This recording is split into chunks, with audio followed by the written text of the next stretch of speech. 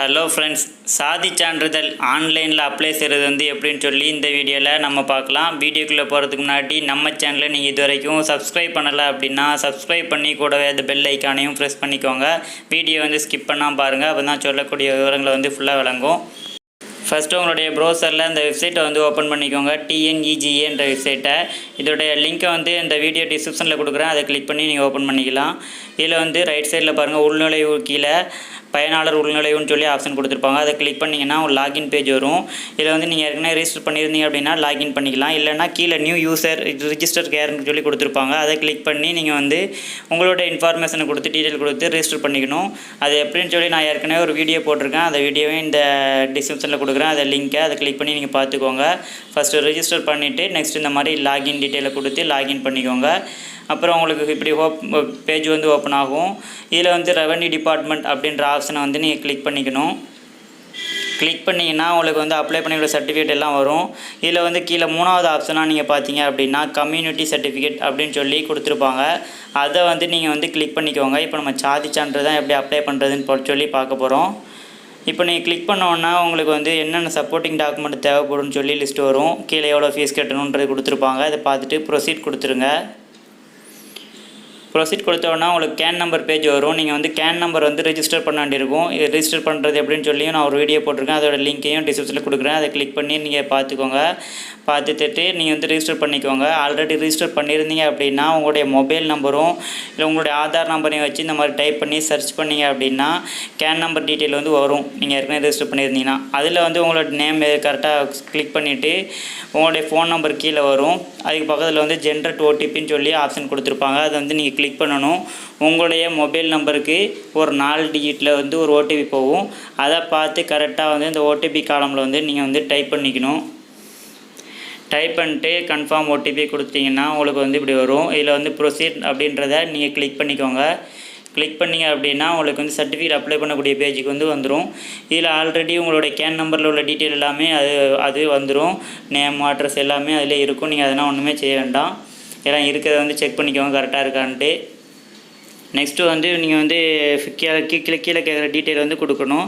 அதில் father community அப்படின்னு சொல்லி கொடுத்துருக்காங்க. உங்களோட ஃபாதர் என்ன மதத்தை சேர்ந்தவங்களோ அதை நீங்கள் கிளிக் பண்ணிக்கோங்க. நெக்ஸ்ட்டு காஸ்ட்டுன்னு சொல்லி கொடுத்துருக்காங்க. அதுவும் பார்த்து கரெக்டாக கிளிக் பண்ணிக்கோங்க. செலக்ட் பண்ணுற மாதிரி தான் கொடுத்துருப்பாங்க. ரெண்டையும் பார்த்து கரெக்டாக செலக்ட் பண்ணிட்டு நீங்கள் அது மாதிரியே மதர் கம்யூனிட்டின்னு சொல்லி கொடுத்துருக்காங்க. அதை பாருங்கள். அதை பார்த்து நீங்கள் கரெக்டாக செலக்ட் பண்ணிக்கோங்க. செலக்ட் பண்ணோன்னா அப்புறம் மதர் காஸ்ட்டுன்னு சொல்லி கொடுத்துருக்காங்க. அதே நீங்கள் கிளிக் பண்ணி செலக்ட் பண்ணிக்கோங்க. நெக்ஸ்ட்டு ரிக்வெஸ்டட் கம்யூனிட்டின்னு சொல்லி கொடுத்துருக்காங்க கீழே. அதையும் கிளிக் பண்ணிக்கோங்க. அது மாதிரி ரிக்வெஸ்டட் காஸ்ட்டுன்னு சொல்லி கொடுத்துருக்காங்க. அதையும் கிளிக் பண்ணிட்டு நீங்கள் கீழே லாஸ்ட்டாக உங்கள் ஃபேமிலியில் யாராச்சும் சாதி சான்று அப்ளை பண்ணி வாங்கியிருக்காங்களா அப்படின்னு சொல்லி கேட்டிருப்பாங்க.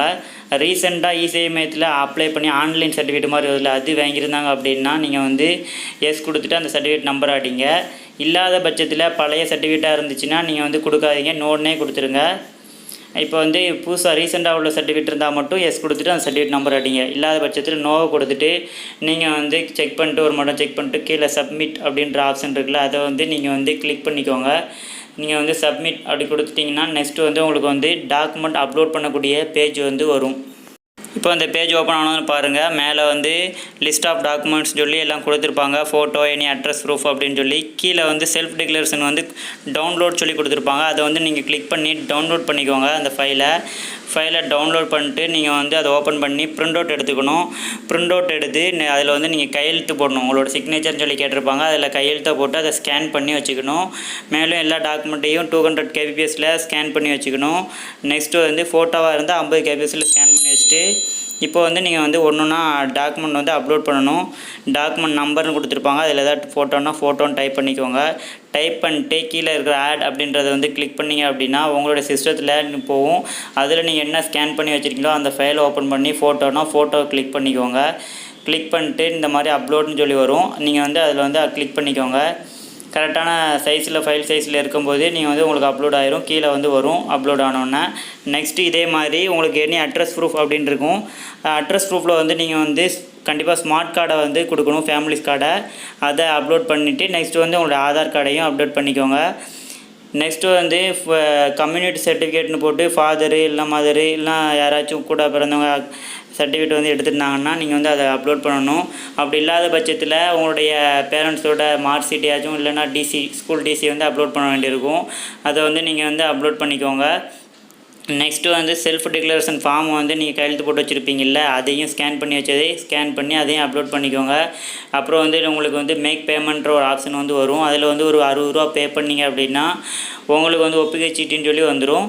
இப்போ வந்து இந்த ஒப்புகை சீட்டை கொண்டு போய்ட்டு விஓட்ட போய் பார்த்தீங்க அப்படின்னா மேற்கொண்டு உங்களுடைய எல்லா அப்லோட் பண்ண டாக்குமெண்ட் ஒரிஜினல் எல்லாத்தையும் காட்டினீங்க அப்படின்னா உங்களுக்கு வந்து அவங்க ப்ராசஸ் பண்ணுவாங்க. நெக்ஸ்ட்டு வந்து ஆர்ஐட்ட போகும்.